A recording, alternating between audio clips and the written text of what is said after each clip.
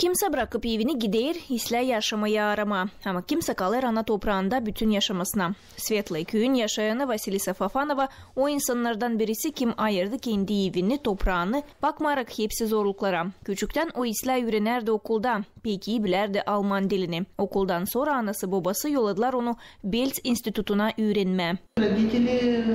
Yolladılar beni Belz'e, instituda.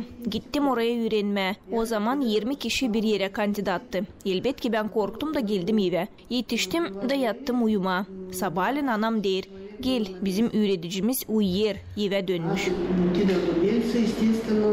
Sonra o başardı teknikumu köyde. Öğrendi Kişinev'daki çiftçilik institutunda. Öğretti de. Ama 2001 yıldan şimdiki vakıda kadar çalışır sekreter hem kadrolar uğrunda uzman bir kurumda. Vasilisa Fafanova büyüttü 4 uşak, onda 8 unuka hem 4 pravnuka. Hepsi onlar Rusya'da. Ama bakmayarak buna Vasilisa Stepanovna köyde kalır.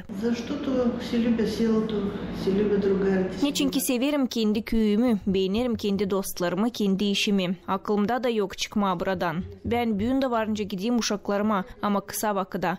Köylü karı angısı bütün yaşamasını ailesine, işe hem ana toprağına bağışladı, bir iyi örnek her birine. Açan var dinlenmek vakıdı, Vasilisa Fafanova seyreder.